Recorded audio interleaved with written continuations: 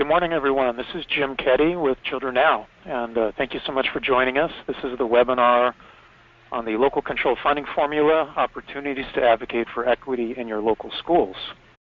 Our presenters today will be myself, Rob Manwaring, Samantha Tran, and Eduardo Aguilar. We are part of the education team here at Children Now, and Rob and Sam have been centrally involved in the local control funding formula development since its inception. Let me just mention that this is the third webinar we've done this year on the local control funding formula. The first two webinars you can find on the Children Now website. And in those webinars, we partnered with the Education Trust West, an excellent organization that's doing terrific work on LCFF as well, and I'd encourage you to take a look at their website. They have great materials and research on LCFF and LCAP as well. And as a way to get started, we thought we would just review the presentation. We're going to cover the purpose here momentarily. Then we'll spend some time on the new ElCap template, the soon-to-be LCFF evaluation rubrics, give you some background and what's going on with Every Student Succeeds Act, as well as the Trump administration, which what we're hearing and concerned about, and of course that's still quite a bit of speculation at this moment, but we wanted to mention that as well.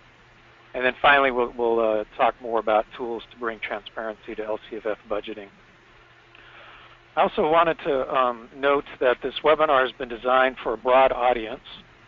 You know, we're aware that there are community groups and parent groups, school board members, school district staff who are looking to the local control funding formula to advance equity and to make progress on a range of issues, including school climate, foster youth, dual language learners, health, parental engagement. Here at Children Now, we have also been very much focused on how LCFF can support early childhood and early learning. And my colleague Eduardo Aguilar will be addressing that and helping you see some of the resources we've developed there towards the end of the webinar. Kind of a quick overview of some of the terms, LCFF, and the jargon of all of this. Fortunately, it is a very jargon-filled policy area. LCFF, Local Control Funding Formula, the LCAP, Local Control Accountability Plan. This is the 3-year plan that districts create to improve student achievement through the use of LCFF resources. Evaluation rubrics, which is a data tool that districts will be using to measure progress on a range of measures. The term we use or have been using, high needs students, that refers to the groups targeted for extra support and through LCFF, and those are low-income students, English language learners, and foster youth. And then finally, the budgeting terms around base, supplemental, and concentration, 3 funding streams. And what you'll see for the purpose of this webinar, we're lumping together supplemental concentration, which are the funds designed to improve specifically the achievement of high-needs students. And we're going to revisit this at the end of the webinar, but we wanted to place it up front as well just to bring an emphasis. And what we're recommending for parent groups and community groups and others who are involved in advocacy around local control funding formula at the local level is to, one, start early. The process of developing an LCAP begins much earlier than the public process and the parental input process that typically begins in the spring.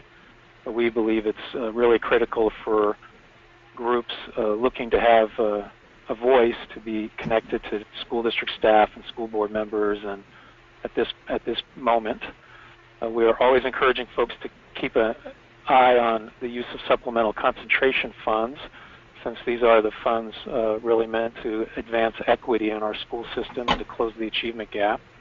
Not to say that other funds don't matter, but that's in terms of this webinar, you'll be hearing us really focus on supplemental concentration.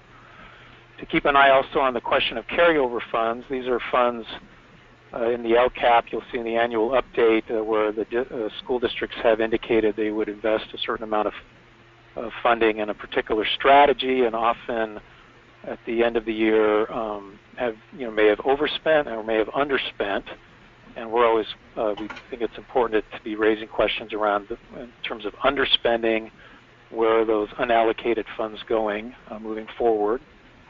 We wanted to also encourage folks to be looking at the funded strategies in the LCAP and raising the question, will these strategies really serve to close achievement gaps? The LCAP, of course, is meant to evolve, and we're all trying to work in continual improvement and get smarter, and that requires debate and question.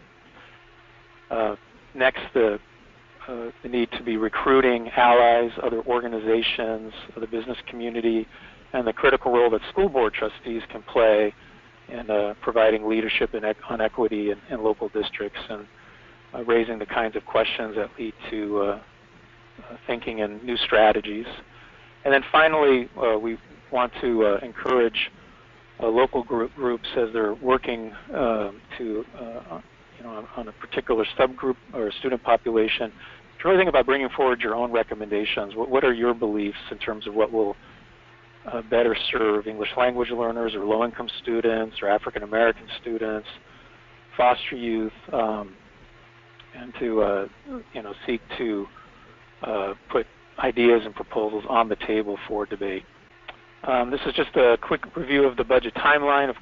In July or by July, school districts need to approve their LCAPs, and you can see here in the winter, we believe that school districts are typically creating their first drafts of their LCAPs. In the spring, the process begins of input and parental engagement. But again, as you heard me on the prior slide, we strongly encourage local groups working on LCFF to begin early and to be involved in the conversation at this time in the winter when the early drafts are being developed. Okay. Now I'm going to be handing the webinar over to Samantha Tran, who's going to take us through what's in the new ElCap template, and then we'll be talking about how the new elements of the ElCap template can serve local advocacy. So Sam, thank you. Thanks, Jim. Hi, everybody. We're so thrilled that we have so many folks on the phone who are engaging with us on this, because as you all know, this is a whole area where we can really impact it and serve vulnerable kids and all of our students.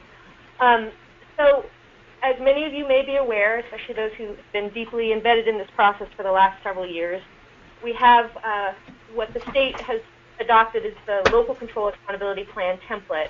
And the State Board of Education, who oversees the development of that template and adoption, we've just gone through this third cycle of revising the plan. And a lot of that is in response to the idea that we're all trying to figure this out as we go. What's working, what needs to be improved.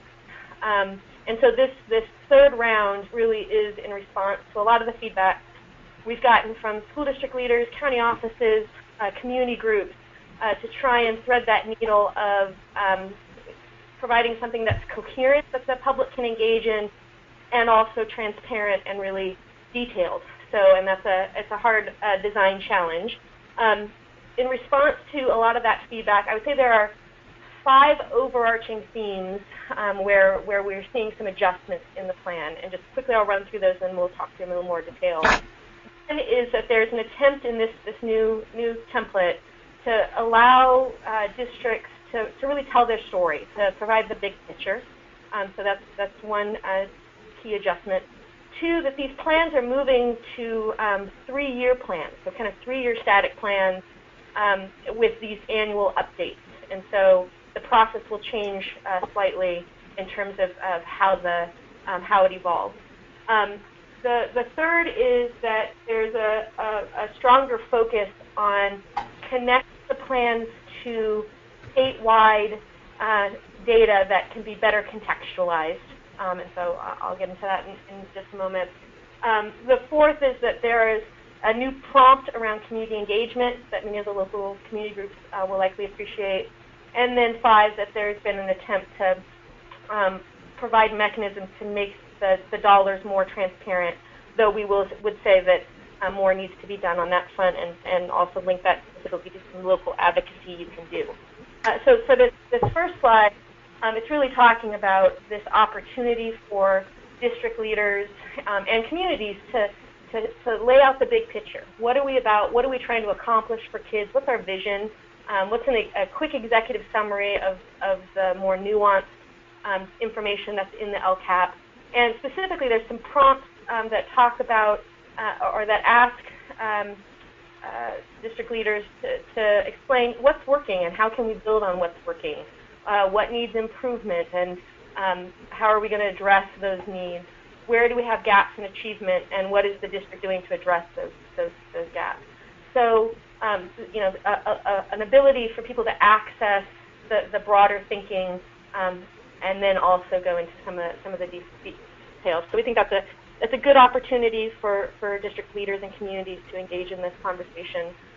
The other point that I'll note that wasn't listed on the slide, but with this shift to a 3-year plan, the plans will stay static for 3 years, except each year there'll be an annual update process. So there'll still be a need and a requirement that districts engage with community groups, but really kind of in this reflective, what worked, what didn't work, what are we going to adjust moving into next year.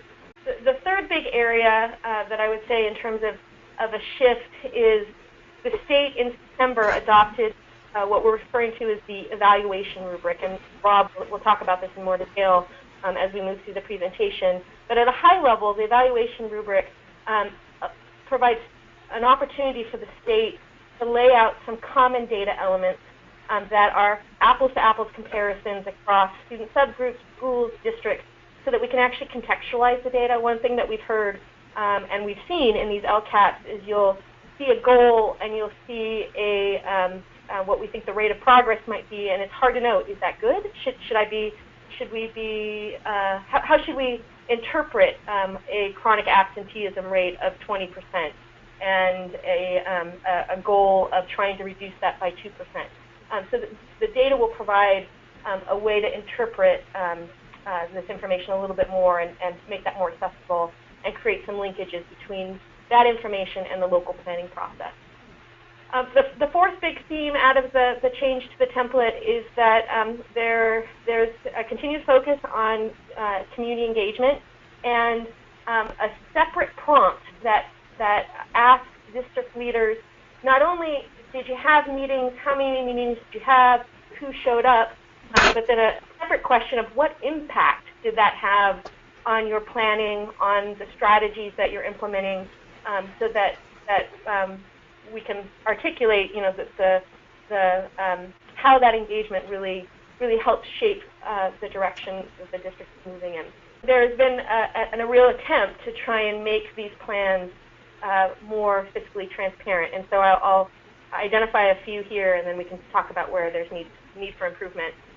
One is that there's a page in the plan that actually calls on school leaders to share the overall budget. How much money is the district actually receiving, and then how much of it, of that budget, is being described in this plan that's related to the LCFF dollars and supplemental and concentration dollars. So that can give you some context for how resources are being used, can help support a conversation about the overall budget and some better linkages between the plan and the district budget, which we think is helpful.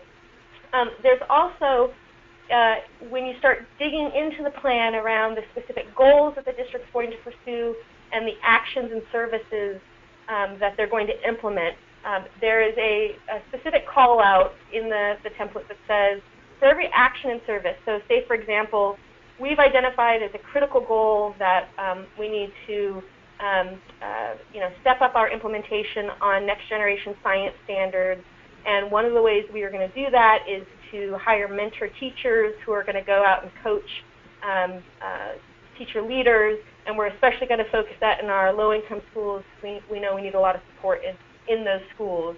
That when you talk about that strategy or action, you actually link it to a budget code, so that there's the potential for a crosswalk between the plan and your actual budget. The caveat I'll throw out here, though, is that the state doesn't require school districts to disaggregate and have separate codes for their overall base funding and their supplemental and concentration funding. That being said, it is absolutely a local decision that can be made, and we've seen many districts who are coding their budgets in a way where you can track base funding versus supplemental and concentration dollars. So this is a core area where community groups can advocate or at least ask the question, what are our practices? You know, can we move in this direction? Why aren't we moving in this direction? The other way that the plans try and make it clear how we're using supplemental and concentration dollars is by saying that, as many of you are aware, these funds don't have to just be targeted for like a targeted intervention program. They can actually be used school-wide and district, which we think can be really advantageous if it's about improving and increasing services for kids. What the law says, and now the plan is very clear on, is that every time a school or district, every time that the monies are used this way for district-wide or school-wide programs, the district needs to justify each of them. And there's different levels of justification based on whether or not you have, for example, at a district level, if you have over 55% of your kids are high needs, then you just need to talk about why this is an effective strategy and is an improved and increased service. If you're under that threshold, though, you need to talk about not only why it's effective, but why it's the most effective use of those funds. So the plan clearly lays out that for each of these investments, a justification needs to be provided, which we think is helpful. Jim, can you move to the last slide for me? The area where I know we continue to have concerns and would love to see statewide improvement on this front, but in the meantime, know that local advocacy can make a difference, is that there's no kind of reconciliation at the end of the plan that clearly lays out this much money came in for supplemental and concentration dollars, this is how much money is being invested in high need services, and there are nuances in the law for why that might be. There's a technical term about you can qualitatively describe how you're investing those dollars, that we haven't seen districts use that option. So that being said, districts absolutely can provide that level of transparency, and some of the tools we'll talk about in a little bit provide examples on how to do that. So those are the overarching shifts that we're seeing in the plan, where we see that there's promise, but also where there's obviously lots of local engagement and work to be done on behalf of all kids and especially vulnerable kids. So Sam just gave us an overview of the ElCap template, and what I wanted to do was just make a few suggestions, a few thoughts here on how would this support local organizing and advocacy. So we believe that parents and community groups with the new template should have a clear sense for district priorities and where the district is struggling to support better outcomes for high-need students. With the inclusion of the evaluation data in the plan, parents and community groups should have greater ability to hold schools accountable for closing achievement gaps and where schools are falling short. And then finally, by requiring school entities to justify how they are using supplemental concentration funds, the use of the template should support greater debate over how to best serve high-need students. And as I was mentioning earlier, we believe there are some really important questions that need to be raised. Are investments in district-wide programs the best way to advance equity for high-need students? When we see districts using supplemental concentration funds for ongoing cost pressures around salaries and benefits, is that the right use? And then, of course, versus targeted programs and programs that are touching ground in school sites. And so I think that's what we'd like to raise, and you'll hear us talk more about that as the webinar progresses. What I'd like to do now is hand the webinar over to Rob Manwaring, my colleague. And Rob is going to talk about the LCF evaluation rubrics. So what you'll see here is that we have what's referred to as an evaluation rubric, but generally we would refer to as an accountability system. So these are specific measures that are already going to be up and running, hopefully out sometime this spring. They were originally going to be out in November, then they were going to be out in January. Now it looks like March is the likely outcome. So in this first round of the evaluation rubric, reporting data in a new way, we're going to be looking at English and math assessments. Science will be added in a few years.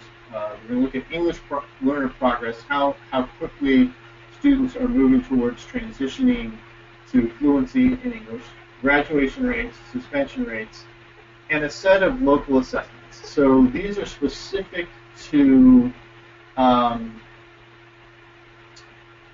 the district gets to basically grade themselves on these areas. So that will include school climate surveys, so student surveys in each grade range. Some of the Williams compliance things around instructional materials, facility quality, and access to quality teaching, parental involvement and engagement, and how well the district is implementing standards. So districts will have to figure out how they're going to self-assess in each of these areas. And then they're going to have to share the findings of their self-assessment at a public board meeting. So it's a little bit loose, but this is as good as they could get for the first round. Because we know that some of these self-assessment areas are really critical areas to drive improvement of the. This is just a starting point. There's a whole lot more coming. A lot of additional data collection, and these things will be folded in as new data becomes available. So this will be a living, breathing document for several years to come. There'll be a college recruiter readiness, which is a combination of assessment results and some things, and some test results for things like AP courses. They're really struggling with figuring out what career readiness is and how to measure that. There's likely going to be a high school readiness. How well is an 8th grader prepared to thrive in high school? Adding an additional year of graduation rates, so that districts can get credit for students that are struggling to graduate in 4 years, but that they're able to successfully help graduate in 5. Chronic absence rates should be up in the near future as well as measuring individual student growth. So for each student, how much progress do they make moving from 3rd grade to 4th grade, and how well is that going? Surveys should move beyond just student surveys to also be teacher and parent surveys. Those could potentially be folded in a systematic way. Science assessments, better measures of those local assessments. There's a lot of working groups around each of these. And then there's a group called alternative schools. These are schools that tend to deal with students that are struggling in high school. They're called continuation high schools, community-based schools. But basically, they're a group of schools that are helping kids that are struggling. They often have credit deficiencies, behavior problems, may have some issues in criminal justice system. And these sets of schools have not been included in the main accountability system. So they're going to be developing a separate accountability system just for these schools. We've been raising a lot of issues and have a lot of concerns about these kids, for example, not being included in graduation rates. Because we know that, unfortunately, these schools tend to be where students at risk of not graduating end up finishing out their education careers. And so by excluding these kids, you've sort of created a loophole that could allow a district to increase their graduation rate by moving more struggling kids into these schools where the graduation rate would not count. So that's a huge loophole that we've been doing a lot of advocacy around, and we're rolling up that into the new. So in the new system, it's all going to be about color coding. In each of these categories, if you're scoring at the blue level, that's the highest level of performance, followed by green, yellow, orange, and red. And basically, in the planning documents on how to use LCFF resources that Sam was talking about, districts are supposed to focus much more of their attentions on areas where they have red or orange performance levels. This is going to be the front page of what you're going to see in this new accountability system. So instead of seeing an API, the Academic Performance Index, of the old accountability system, one number, you're going to see this. And it's going to be a lot of information, And it may be a little bit overwhelming at first, but could be a very powerful tool at the local level to help identify specific subgroups or specific areas where the district should be focusing more attention. And especially if that aligns with the ideas that you'd like to put forward, helping to support a specific indicator or a specific subgroup, now you have a leverage point to say, here's an area of real concern in this district. We think that this is a good approach to addressing it. The data is going to be disaggregated in a ton of different ways. Here's a slide that looks at it just through the lens of how are English learners doing on each of these things. So if we were focusing on English learners as an advocacy strategy, you would quickly come to the conclusion that we might want to really be focusing those strategies on college and career readiness. And that's the area where English learners are struggling. Breaking down what this color coding means, it's a combination of your performance in a specific indicator and how much you've improved compared to the prior 3 years. So basically, what you see is you're first going to start on the left-hand side of this and figure out, are you somewhere from a very low to a very high performing group. In this particular example, on graduation rates, the district is performing right in the middle of the pack. However, when you go up to the top level, the top line, going across, they're increasing their graduation rate. So as long as they're making progress, they've gotten an average performing, but they're increasing, they score in the green category. If they're, we're in the low performing and increasing, they'd only be at the yellow. Obviously, you want to be as far up in the upper right-hand quadrant as you can be and getting to blue, which means you're scoring either high or very high on your performance and you're still increasing. So this is kind of going to be the color coding that happens. So behind each of those little sections of pie is going to be a lot of data on performance and improvement that hopefully you'll be able to access in the website that the department is going to roll out in March. And these are just going to be two additional looks at how this evaluation data might look. Here's one that breaks it down for a specific indicator, this one grad rates, and how all the different subgroups are performing, how many students are in that subgroup, and what the color is. And here's a final one that looks at it through the lens of looking at all the indicators for all students, and then actually provide some of the data. What was your performance status, and how much change did you have from the prior year? So all these different lenses are going to help you understand a little bit more about what's going on in your data. A lot of information. It's going to be hard to get through all of it to influence things this year, perhaps, but starting to understand this data is going to help you leverage it to push for the things that you're advocating. This is a final, the whole kitchen sink, all of the measures, all of the subgroups, and you can see where your areas are and where you should focus your attention. So you quickly jump in this one. Students with disabilities are mostly reds and oranges. May need to address those. You might also look at the math assessment where you have African American. Let's see, it's hard to read. I stole these from the Department of Ed, and they didn't translate it over to special ed, and one other group are all struggling on the math assessment. So that may be an area where you want to focus on that. As we did with the template, the new template conversation, we wanted to end this section by just thinking about how will this serve local organizing and advocacy. And as Rob pointed out, through this really quite massive and complex new sets of data, parents and community groups will be able to see where the district is making progress and where it is struggling to close achievement gaps.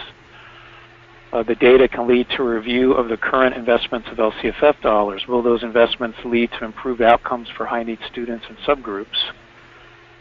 And then finally, the data will help inform specific recommendations that parents and community groups can bring forward to school boards and LCAP advisory committees. As Rob was going through the various sample slides, occurred to me that, I think one of the challenges we'll all be facing with all of this new data is that data in and of itself can just be noise, and we'll be challenged to think about, what is the context for that data and what narrative does the data tell? What narrative do we want to tell, and what are other, sources of information in addition to this that needs to be part of that narrative? Because that, as I think everyone knows, the creation of a powerful narrative is really central to making change and to shifting how we think about what we're doing and to move the status quo. So that's, I think, in the future, that when this data is released, I think that will be an important conversation for us all to be having. So the Legislative Analyst's Office just came out with their forecast of what the future looks like as far as state funding, which then trickles down to education funding. This sort of kicks off the annual budget season. So the LAO releases information in November. In January, obviously, the governor will come out with his annual budget. And what we've done is we've started to develop a tool where basically each time that new information comes out, we run a simulation to try and estimate how much increase are we expecting in LCFF funding for each district or charter school. So the data that just went up will reflect what the November data. We'll probably redo this at the end of January, where we'll have a really good sense of what the current year increase was, and then what the governor's proposed, we'll be able to do a solid estimate of what 17-18 looks like. Just so that you know, 17-18 is projected to be a pretty good growth year for schools, about $2.8 billion in increases in the main funding source, which is Proposition 98, which then will trickle in through the local control funding formula of the districts. But beyond 17-18, there's a huge amount of economic uncertainty. We're already in the third longest expansion since the last recession. So there's concern that there may be a recession out there in our near future. Obviously, it would be impacted by some of the dynamics going on at the federal level and potential changes in trade. So all those things are to say solid one more year of funding growth. After that, a lot of uncertainty. Rob, would you like to comment on the significance of Prop 55? Sure. So Prop 55, and thanks for all those who supported it, continues the tax on high-income earners in the state and basically stabilizes funding for at least the next 12 years. So had Prop 55 not passed, school districts would have once again gone up from a fiscal cliff and seen the need to make substantial cuts in their budgets. So basically what this has done is it has solidified that so that we don't have to make those type of cuts. It has not, however, led to substantial new resources coming to schools because it's basically saying we're going to continue the taxes as they currently are. So it's not like the districts are going to just see this huge windfall. They're going to just see steady growth with the economy. But had this not passed, we would instead right now be talking about how to help your districts not cut the most essential. So that's been a really, really positive. Okay, thanks, Rob. We're going to shift our theme now and move on to talk about federal policy, another big variable that's going to have an impact on our schools. And I'm going to hand it back to Rob and have him share with you what we're seeing in the Federal Every Student Succeeds Act. So there's a lot of uncertainty here, obviously because we're just transitioning from one administration to another. So the Obama administration, as they're leaving, have just released final regulations on how to implement the federal law. Uncertain how the Trump administration will deal with those regulations, whether they'll be implemented. From my read, the regulations are pretty consistent with the federal law, but needless to say, there's a lot of uncertainty. California has to submit its plan for how it's going to meet the federal requirements between now and September. So there'll be a lot of work in Sacramento on these things. That obviously will mean that with the state level work, there'll be chances for state level engagement to try and influence what's in those plans. There's some really key components to this new federal law that we'll be pushing hard to make sure that the board implements in an appropriate way. So I'll highlight a couple of those. First, the federal law has some different accountability requirements than the state program we were just talking about. So the evaluation rubric with all the pies and the colors and all those sort of things. There's going to be some components of that can align with the federal system, but there may need to be some substantial changes. So uncertainty on how the state board will reconcile the differences between what's required in state law and what's required in federal law. A second real huge opportunity at the local level will be that the new federal law requires that districts report site-level expenditures, including the actual salaries paid to those teachers.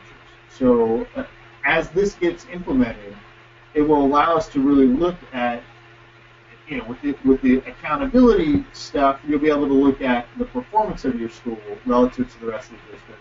And now you're going to look at the resource allocations and see, are the dollars from LCFF really getting to the sites where the kids that generate them live? And we think this is going to be a really powerful tool, and we're going to be pushing hard for fidelity and implementation. Next, in the new system, in the new federal system, we'll be identifying schools that are in need of additional support, that basically are our lowest performing groups. And so we're going to have additional supports, resources flowing to those schools to help turn them around. So for those particular school sites in your district, there's going to be a huge opportunity to really have impact on a long-term strategic turnaround of these schools. And we see that as a real positive. In addition, the state is entering a period where it's likely to have a pretty hard time hiring teachers. We see in the pipeline teachers entering the CSU system, the main provider of teachers for the future. The enrollment numbers are way down. So the bench of new teachers is much smaller than it has been in the past. We know that when there are teacher shortages, the kids with the most need, unfortunately, seem to be the ones that get stuck with the lower quality teachers. So as part of the federal law, there's a requirement to ensure that all students have equitable access to high quality teachers. So we'll really be paying close attention to how the state is going to ensure that those provisions are actually happening. And so we see this as a real opportunity to ensure that the distribution of quality teachers across school sites remains. Again, looking at how we believe these elements of the Every Student Succeeds Act will serve local organizing and advocacy. The point Rob made just a moment ago about school site expenditures. For the first time, we should be able to track investments and measure equity. Are schools in low-income communities receiving a greater total investment than schools in higher-income communities?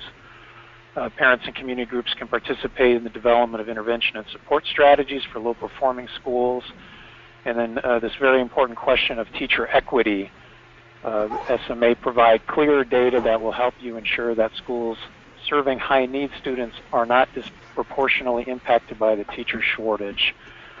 And Rob, I thought it might be helpful for folks to just hear from you for a moment on when California expanded class size and had really significant challenges with having enough teachers, what that did to undermine equity in California. I think that's a really important story. But if you don't build equity into your strategy, you can often in fact, make it more difficult to close achievement gaps. So do you mind just mentioning that for a moment? Sure. So heading into that policy change where the state decided to significantly invest resources in reducing class sizes in the early grades. From the research, we knew that the high-need students that we're talking about were the ones most likely to benefit from smaller class sizes. So there was a lot of optimism.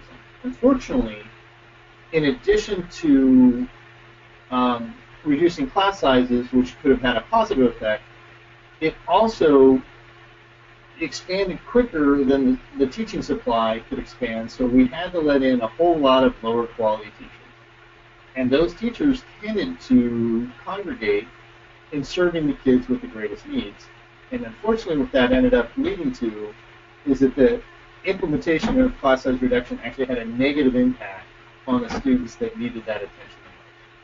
So when you combine the teacher quality impact and the smaller class size impact, the teacher quality impact ended up going down, and in a negative way. So as you think about implementing things, you might have to think about the unintended consequences.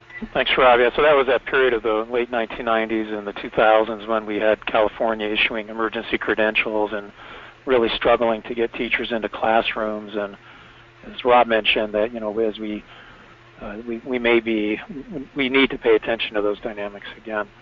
And then our final topic here is we just wanted to mention some of what we're seeing as potential threats from the Trump administration. Of course, this is all changing every day, but the looming threats around discriminatory actions against student populations. Of course, many districts and many communities are now taking action to prevent that kind of discrimination from taking place. The threats around deportation, how that will affect students and families in schools. The potential threat to sanctuary cities and the federal funding that flows to those cities. Would education funds be affected? If we may be facing in the future a reduction in Title I funding, and then the voucher charter school proposal that has been put on the table by the Trump folks from early on in the campaign. And I just wanted to open up to Rob and Sam and see if you also wanted to comment on what you're seeing, and just as something to have on folks' radar screens. I would just add that I would expect there to be some sort of an across-the-board cut to government. And that, of course, is going to hit schools just like everyone else. So Title I funding and special ed funding are likely to take a haircut. So they've been pretty flat funded anyway. The Congress has just passed a continuing resolution to basically maintain funding at the prior year until April. But come April, I'm expecting there to be a new budget package that may have a tax cut related to it, may have different types of government spending, and the current existing programs are likely to take it. And related to that, go ahead. Charter rule, it will be challenging to see how California will interpret that if there's substantial additional resources put into that area. Obviously, the biggest thing would be where would those resources come from, and would they be cutting existing funding. There's also been discussion of what's called Title I portability, which is basically proposals that would allow Title I dollars to leave public schools and be redirected to provide effectively vouchers. But there's a lot of complexity with that. So those are some of the things that might come to place. Yeah, and I was going to say related to the reduction in funding and the voucher proposal, I mean, the administration is going to be balancing this idea of states' rights, promoting this agenda, and when you think about how that's likely to manifest, it could be reductions across the board that are then channeled into these opt-in type programs, which we've seen time and again in California. Vouchers are off the table and not something that there's general support for. So that dynamic and how that impacts California will be important to watch. I just think also generally the conversation about supporting kids and how we create those environments and climates in the classroom and at schools, as they hear some of these larger conversations and rhetoric. And we're seeing that across the state of districts and schools really stepping up and providing those safe havens. So. Great. Thanks, Sam. Okay, I'm going to go through these final slides quickly. Just wanted to hit again on our recommendations for local advocacy. wanted to mention that we do have some tools on our website that we developed along with the Education Trust West and California Association of School Business Officials.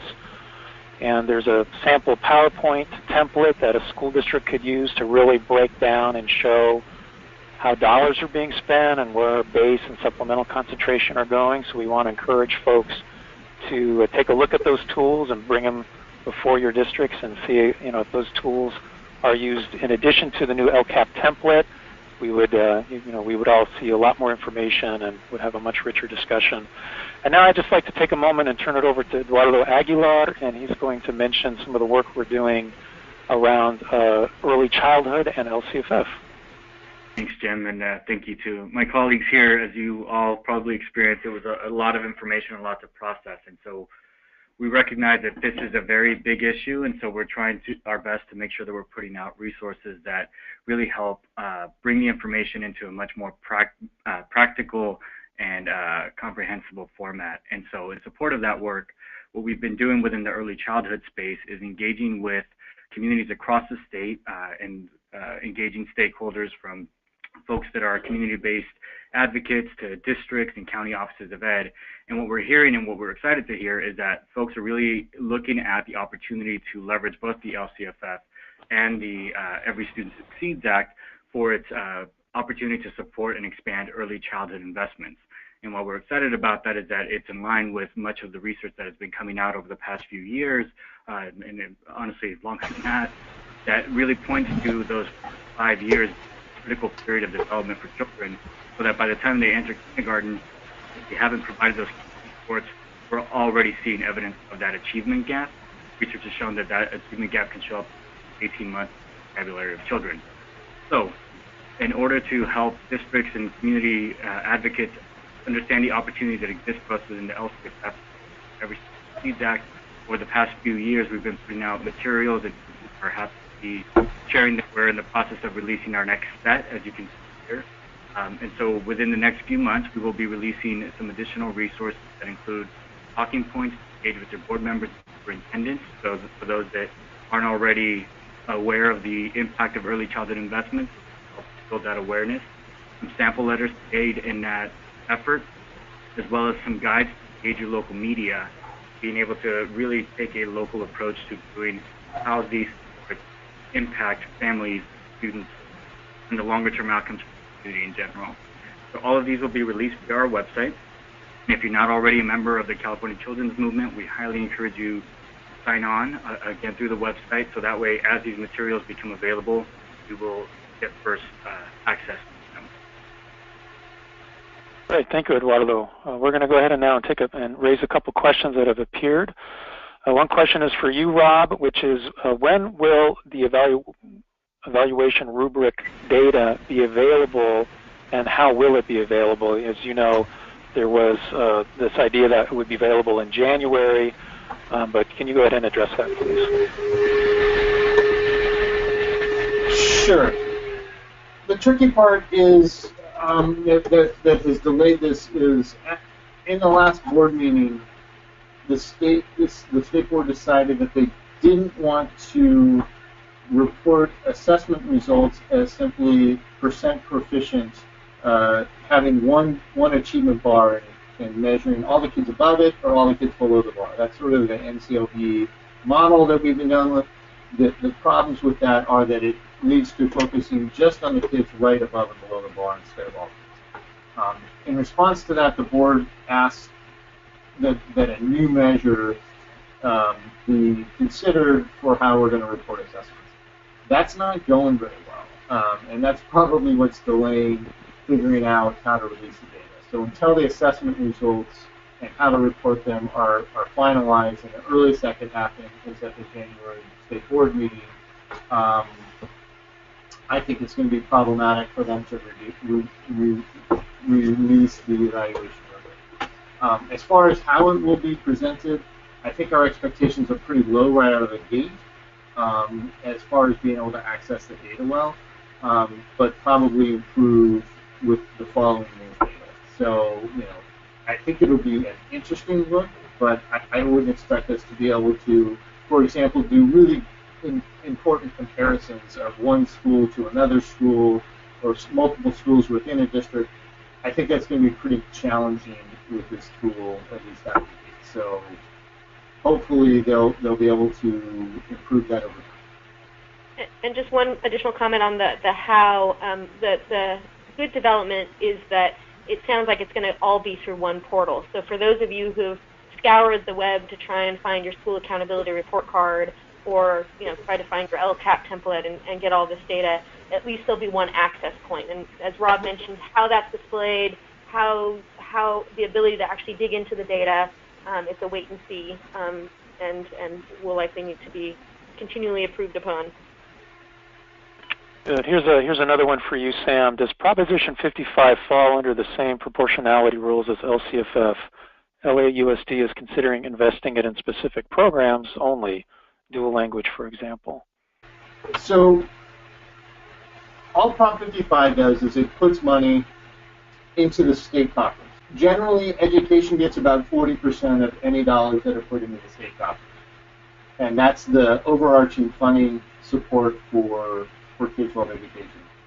Once it gets put into the K-12 pot, then LCFF is the tool that distributes those funds. So the way that Prop 55 dollars are going to hit your school site are simply through the regular LCFF formula, and the LCAP is going to be the vehicle to decide how each district spends it. So it's not going to feel like any different process than the budget process for the LCFF and the LCFF development process you've been going through for the last one. I just wanted to comment on one question we received about are we referring to charter schools as a threat? And I want to just mention that was not our intent. Under the slide we had about what's likely to come or headed in our direction from the Trump administration, we were viewing, we were trying to list, from a deficit point of view, what's headed in our direction. And we are concerned with the voucher proposal. We did not mean to imply that charter schools are a threat. Okay, and then we're going to do this one last question, and this has to do with teacher equity. Actually, let me do this one about school site expenditures. So, Rob, this one is for you. Will school site expenditures include all funds raised for the school by PTAs, alumni associations, donations from local businesses, or will it just include funding from the state and federal government? I would say it's a question yet to be answered. My read of the federal law would be that it should include all funds, including the ones that you mentioned. How that happens is yet to be seen.